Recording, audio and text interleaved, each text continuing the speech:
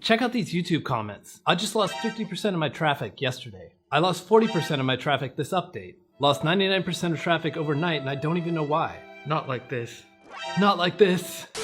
Jokes aside, it's a sad state of affairs and unfortunately very too common. I see at least one of these heart-wrenching YouTube comments per day. And if I'm being dead honest, I feel for these people and I wish the best for them, but I'm not surprised. There's a widespread misconception in search engine optimization. Through my website portfolio company LeadSpring and my SEO agency The Search Initiative, we're managing quite a few websites. And once I figured out what I'm about to tell you, I started getting these types of gains across my portfolio literally overnight. Between 16 and 377% increase in share of voice, a key indicator of traffic. You see, most SEO professionals work like this. More content, more backlinks, more content, more backlinks, more backlinks, more content, more content, more backlinks. Great, that's fine, fantastic. They'll also set monthly or quarterly growth targets. I want 10% or more traffic per month.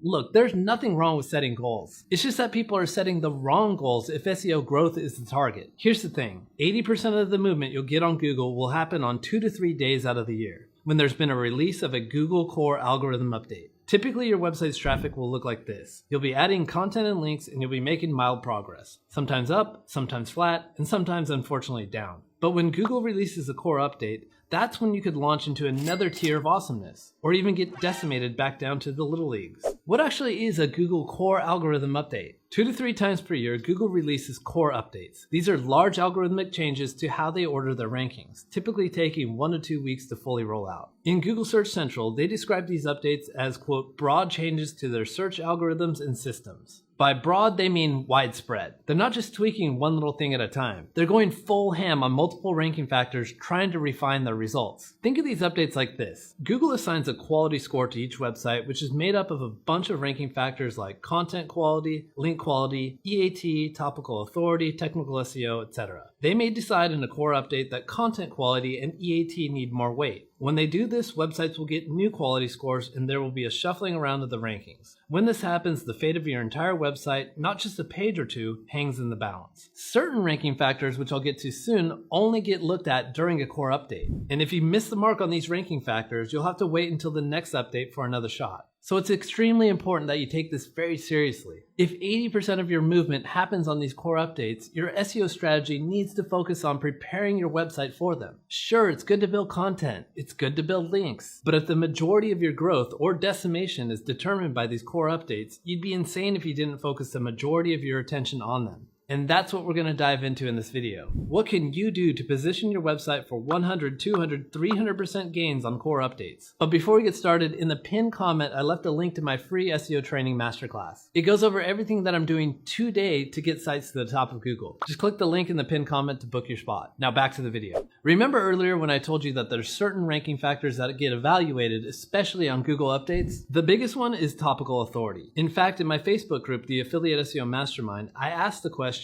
which ranking factors do you think are only refreshed in a core update? And 53% of people agreed it was topical authority. So between updates, your primary goal is to achieve topical authority status in one niche or more before the next one hits. Topical authority is when you don't just dabble in a topic on your website, you completely cover every single article that can possibly be written about a topic. It's a major ranking factor. When the Google algorithm can see that you wrote on every VPN topic possible, they have no choice but to consider you a subject matter expert on VPNs.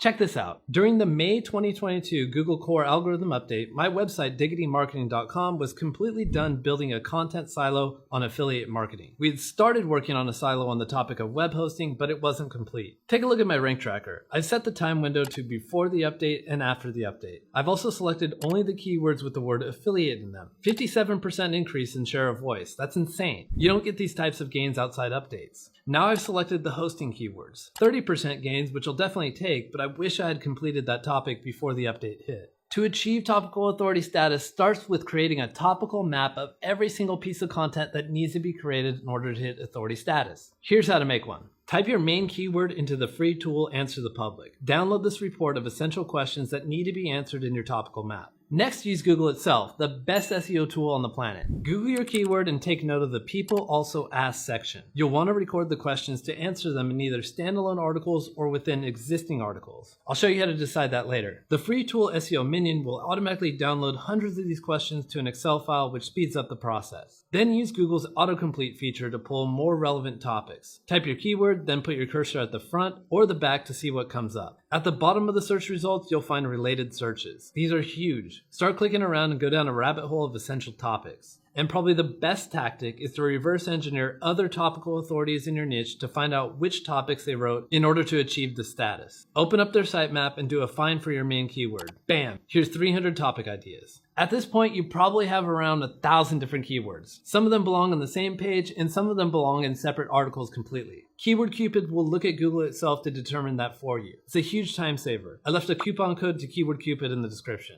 Use it and I'll earn a small commission, which I'll spend on nothing good at all. Now that you got your topical map, it's time to start writing content as fast as possible before the next update. You'll thank me later. Now, as mentioned before, when an update hits, you'll get assigned a new quality score. This influences whether or not your site will rise or fall. One of the best ways to position your site for a quality score improvement is to do a complete website audit. And do this periodically since you have no idea when the next Google update will hit. Every other month, I audit my sites. Now, there's a lot of different types of audits that you can do for your website, but the ones I want you to focus on to prepare for an update are the following: a technical SEO audit and a content refresh audit. Let's get into both of these. Technical SEO is all about making life easy for Google. If you think about what Google needs to do, it's nuts. They need to crawl the entire internet to identify every single website, then they need to figure out what the hell the content in each of these pages even means, then organize them for everything us weirdos are searching for every day. And we're so damn spoiled, so if this whole process takes longer than a microsecond, we're gonna freak out and find a new search engine.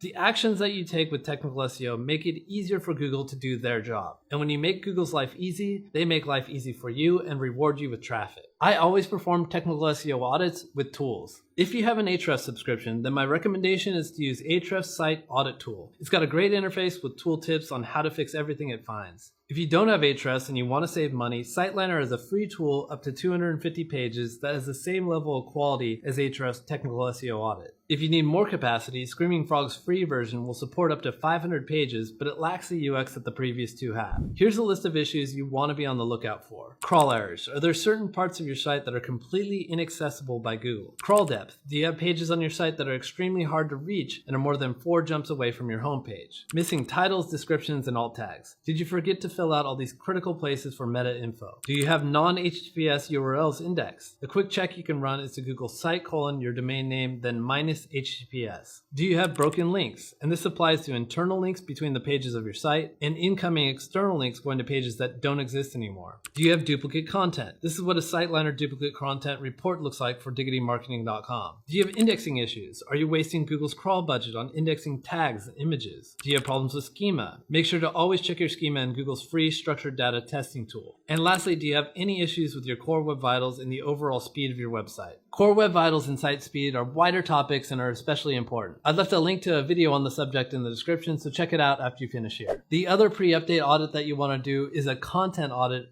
on the existing content of your website. Why do you need to audit content that you've already written? Well, here's how SEO works in a nutshell. You get this great idea to write an article on how to shave a cat. So you do some research, Google how to shave a cat, then open up the first article and think to yourself, I can do better than this. I can cover more cat shaving tactics, write more clearly, and optimize my article better. And you were right. You live up to your word and you get your weird ass article to the top of Google. But guess what? 2 months later, a new cat shaving enthusiast has the same idea. So he looks at your article, creates a better one, and eventually overtakes you. Content ages and gets one-upped all the time. So when your content loses rankings, perform an audit. Here's how I do it. I jump into my rank tracking software and compare my rankings between now and 1 year ago. You can also do it every half year or every quarter. Then I sort by this column here, which will organize the keywords that drop the most. For example, this best niches for affiliate marketing article dropped 11 spots from 4 to 15. It's time for an audit. Now, what do you need to actually audit about these decaying pieces of content? First, check for search intent issues.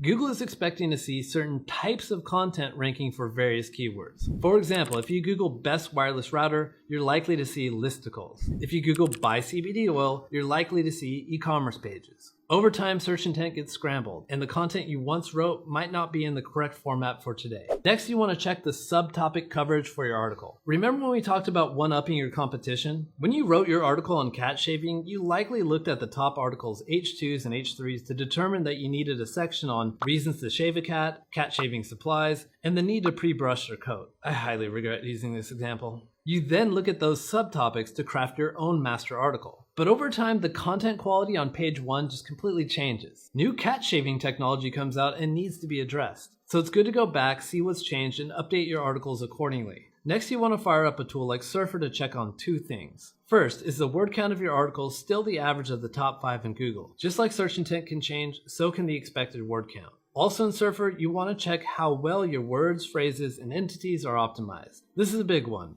Google's expecting to see certain words and certain frequencies in your content. If you're writing an article on how to shave a cat, then there's a sweet spot on how much you would use the word cat in your content. And that goes for every word, even non-keywords such as fur, clippers, and is it too late to restart this video with a better example? Search results get scrambled up over time, and expected word densities change too. Also, check your content and make sure you're linking out to where you're getting your information from. Check out this section of the Google Quality Rater Guidelines. In this example of a low-quality website, they blame failing to cite sources as one of the reasons. In the same sentence, they also blame a lack of EAT, which I'll get to in a sec. For a full content audit checklist, check out this content audit guide that I wrote. I left a link in the description. So let's talk about EAT. EAT was actually voted as the second most important ranking factor to improve before an update. EAT is an acronym. The E part, expertise, requires your content to surpass the typical information that people can find on the subject. A, authoritativeness, requires your content to be created by a credible source. And T, trustworthiness, requires that content should be factually correct and backed by external sources. What I think people freak out over the most is authoritativeness. Do we need to hire PhDs to write our articles? Can only doctors write on health topics? Think about this algorithmically.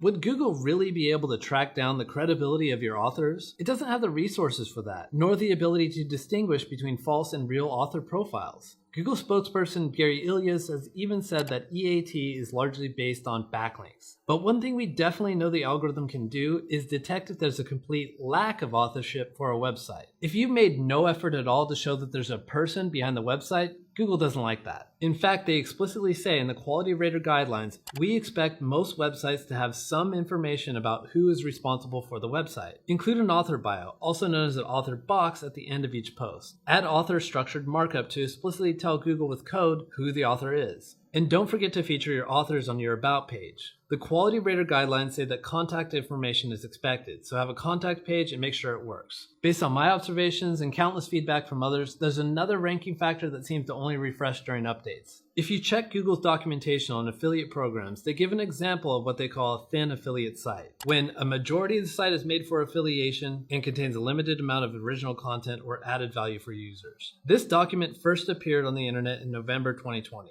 1 month before the carnage that decimated affiliate sites that were heavy on affiliation, such as Gear Hungry, Best of Machinery, and Improv. After the update, I ran a correlation study which backed this up. Websites with a higher proportion of affiliate content versus purely informational content stood to lose more traffic in that update. So what is the perfect ratio of commercial versus informational content? It depends on your niche. Click on the video on the top here to find your niche-specific ratio.